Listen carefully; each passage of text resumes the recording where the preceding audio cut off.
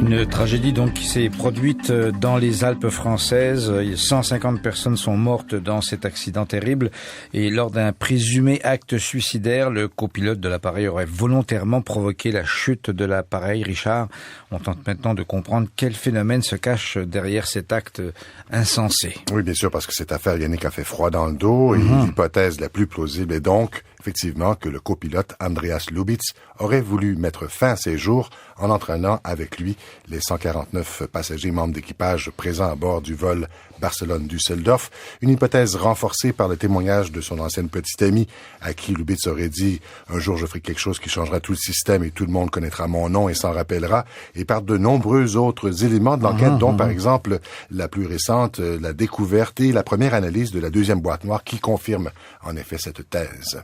Et ça nous paraît bien sûr exceptionnel, ce genre de tragédie, Yannick, mais quand on y regarde de plus près, c'est devenu régulier en Occident en tout cas. Et nous, aux années-lumière, on a voulu essayer de réfléchir sur ce type de phénomène. Pour faire le point là-dessus, j'en ai discuté avec Olivier Acide. Il est spécialiste en gestion de risque, enseigne le droit aussi à l'Université de Paris-Nanterre. Il est le directeur de la revue Sécurité et Stratégie. Il est aussi co-auteur d'un ouvrage publié en 2013, Tueur de masse, un nouveau type de tueur est né, un ouvrage qui a répertorié et analysé en détail de nombreuses tragédies, plus de 120, et qualifiées de tueries de masse et qui sont survenues entre 1984 et 2012, des tragédies qui ont fait près de 1000 morts. Et malgré toutes ces preuves qui s'accumulent dans le dossier du vol de la Germanwings, vous allez le voir, Olivier Acide demeure prudent. Il y a une enquête en cours. Cette enquête va prendre plusieurs semaines, plusieurs mois. Et donc, actuellement, comme vous l'avez dit, c'est des conjectures, des hypothèses. Et j'ai formulé une hypothèse. Et à mon sens, actuellement, il y a 3 hypothèses qui ont cours. La première hypothèse, la plus connue, c'est celle du suicide. La deuxième hypothèse, et qu'on commence à voir apparaître, est celle d'un malaise. Le copilote se serait pas senti bien, et évidemment l'hypothèse que j'ai formulée dans une chronique pour le Huffington Post est peut-être ce qu'on qualifie d'amok ou de tuerie de masse. Dans ce cadre-là, si on part du principe, et là c'est une hypothèse peut-être qui sera invalidée par l'enquête, il y a effectivement un certain nombre d'éléments qui laissent penser que on serait face à une tuerie de masse, ce que les Américains appellent, d'ailleurs le terme est plus utilisé, de mass shooting. Et quand vous parlez de tueurs de masse, c'est un phénomène bien particulier. Vous l'avez déjà documenté dans un ouvrage qui s'appelait justement Tueurs de masse. Pour vous, il y a une nette distinction à faire entre tueurs de masse et tueurs en série, par exemple. Oui, le distinguo entre tueurs de masse et tueurs en série est d'une part, si on peut dire, la temporalité, puisque le tueur de masse agit à un moment donné X, et dans ce cadre-là, il va tuer 3 personnes ou plus. Dans le cadre du tueur en série, la tuerie va être d'une personne, le plus souvent sur une période de temps beaucoup plus longue, ça peut être plusieurs mois, plusieurs années. Et le profil sera, j'allais dire, forcément différent, mais il l'est de toute façon. Vous l'avez documenté. Le tueur en série, le tueur de masse n'a pas le même type psychologique. Il n'a pas le même type psychologique, et alors, d'ailleurs, on m'a interrogé par le passé sur le fait, est-ce qu'il y a des tueurs de masse, tueurs en série? Et la réponse, à ma connaissance, mais je ne suis pas omniscient, il n'y a pas de tueurs de masse, tueurs en série en même temps. On n'a pas connaissance de personnes qui ont tué plusieurs personnes à plusieurs périodes de temps, dans une année ou plusieurs années. Et effectivement, dans ce cadre-là, donc on voit qu'il y a une recherche chez le tueur de masse qui est plutôt narcissique, de recherche de reconnaissance. Le tueur de masse est souvent se sent victime d'injustice. Il est dans ce cadre-là un peu un justicier. Le tueur en série, il sera pas du tout dans la même logique. Le tueur de masse, lui, il va prendre du plaisir à avoir une reconnaissance rapide. Le tueur en série, lui, il va prendre du plaisir à l'acte lui-même, qui pourra se renouveler, et à chaque fois, il y aura une certaine jouissance à reproduire l'acte. Puisqu'on est dans les définitions, vous faisiez allusion au terrorisme. Faites-vous une nette différence entre tueurs de masse et terrorisme? C'est une excellente question et qui est extrêmement idéologique et problématique. Je vais vous expliquer pourquoi. Je vais vous prendre le cas qui va vous parler. Quand vous prenez le cas du tireur du Parlement d'Ottawa, qui s'est produit il y a quelque temps, est-ce que c'était un terroriste ou un tueur de masse selon vous? Bonne question, oui, effectivement, oui. Certains auront tendance à dire que ça va être un terroriste. Pourquoi ? On ne sait pas vraiment. Est-ce que la thèse du tueur de masse a plus de sens ?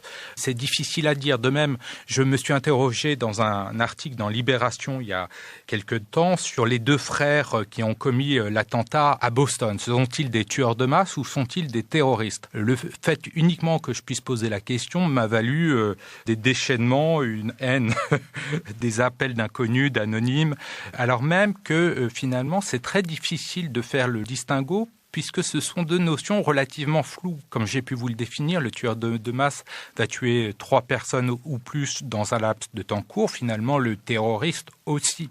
La seule chose qui pourrait les distinguer est l'organisation, c'est-à-dire, pour m'expliquer finalement, à mon sens, mais ça mérite d'être travaillé, le terroriste va travaille dans un groupe organisé. Pour moi, la notion de terroriste, loup solitaire n'existe pas. Faut être très clair.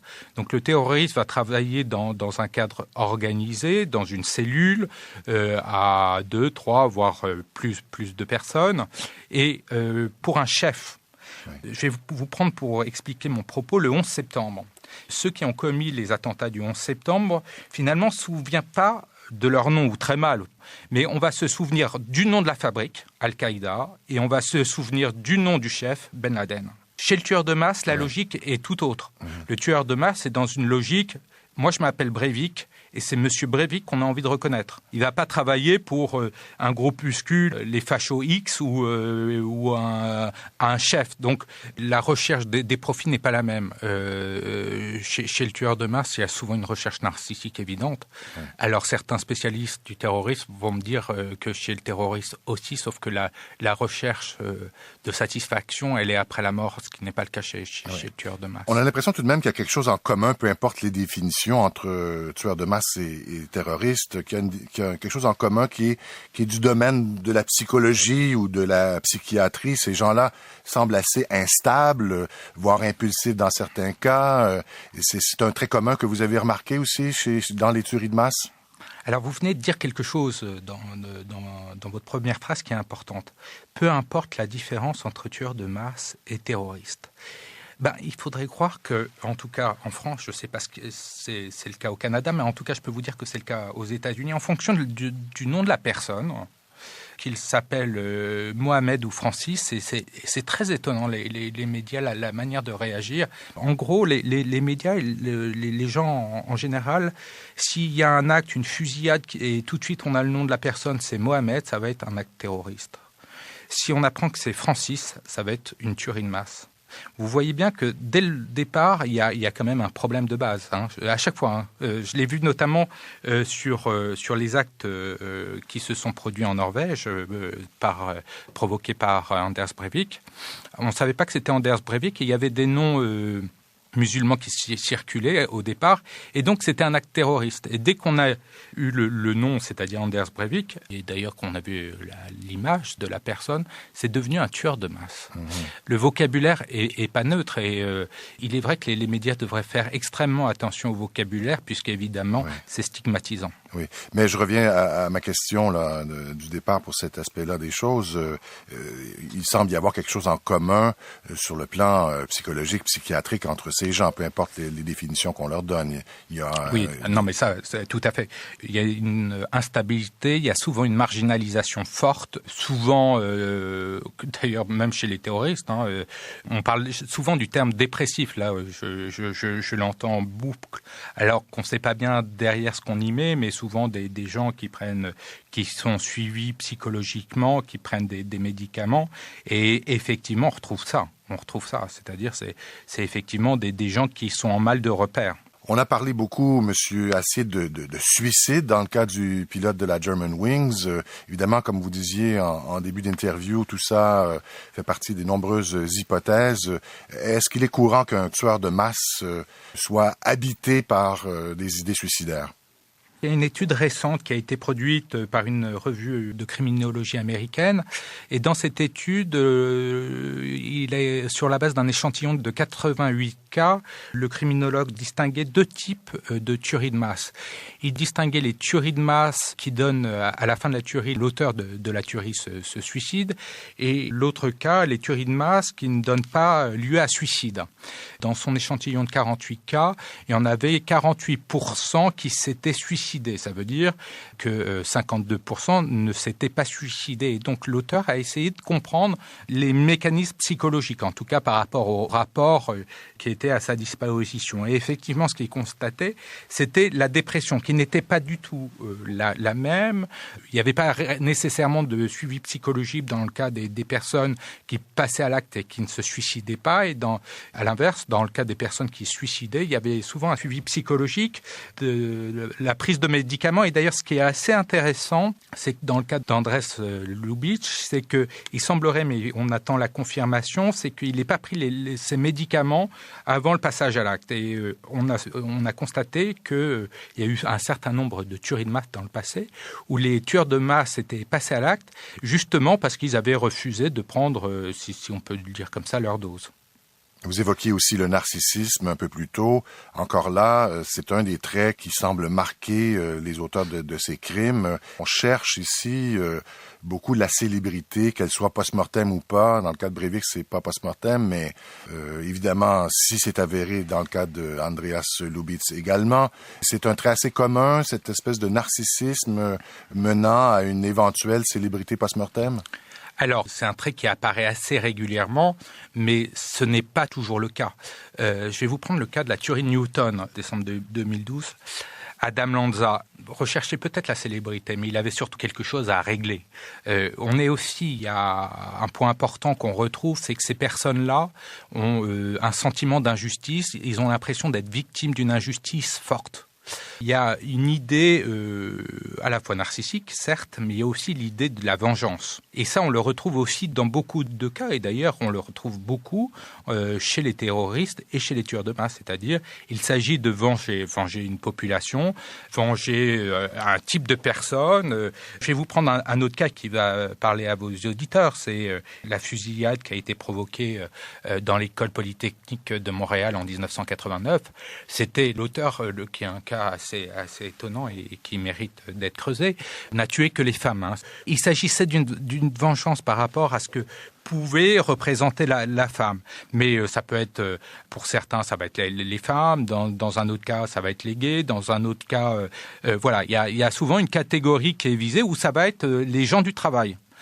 Parce qu'on retrouve souvent, dans les cas de tueries de masse, des tueries qui se font sur le lieu de travail, et il s'agit de se venger d'une situation ou d'une humiliation vécue et provoquée par les collègues de travail. Et là, il y a clairement un message, parce qu'il y a souvent des messages laissés par ces gens, qu'ils meurent ou qu'ils ne meurent pas après l'acte. Qu'est-ce qu'on doit faire d'un message laissé par un auteur de tel crime? J'en ai pas la réponse. Ça doit en tout cas interroger les organisations qui sont victimes de ce type de problème. Mmh. Quand vous avez dans une entreprise une fusillade, et évidemment, ça doit interroger la direction générale sur ce qui se passe dans son entreprise, de même que quand vous avez des suicides dans votre entreprise. S'il y a des suicides de manière récurrente, ça doit vous interpeller sur les mécanismes de fonctionnement de votre organisation et les recherches d'efficacité et de performance. De même, à l'université, si vous avez ce type de problème dans votre université, dans votre école, etc., ça doit aussi vous interroger sur le mode de fonctionnement, le rapport des élèves entre eux et le rapport des élèves aux adultes et le lien entre les parents et l'organisation scolaire. Les messages doivent être étudiés, mais pas à chaud. Ils doivent donner ce qu'on appelle en gestion de crise un retour d'expérience qui est posé avec l'ensemble des parties prenantes concernées.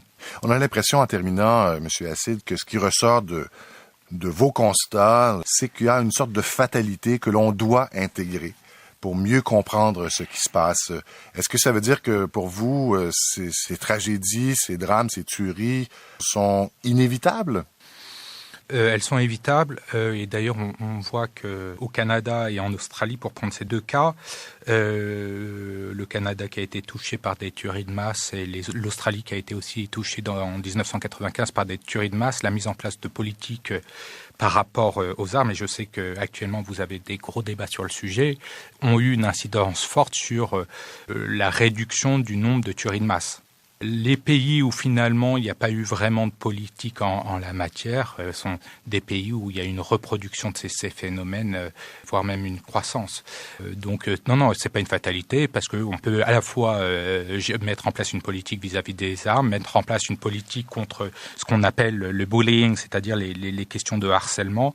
On peut mettre en place évidemment des politiques de prévention situationnelle, c'est-à-dire mettre des dispositifs pour éviter le passage à l'acte. Enfin, bref, il y a un certain nombre de choses qui peuvent permettre d'éviter le passage à l'acte. Faut-il les mettre en place? Et dans certains cas, les populations n'y sont pas préparées. Eh bien, Monsieur Acide, je vous remercie beaucoup pour tous ces éclaircissements. Ça nous aide d'une certaine façon à mieux comprendre le phénomène et à peut-être réfléchir un petit peu plus à tout ça. Je vous remercie infiniment pour l'interview. Merci beaucoup. Au revoir. Au revoir. Olivier Acide est spécialiste de la gestion de risques. Il enseigne le droit à l'Université de Paris-Nanterre. Il est directeur de la revue Sécurité et Stratégie et il est également co-auteur d'un livre publié en 2013 et qui s'intitule « Tueurs de masse, un nouveau type de tueur est né ».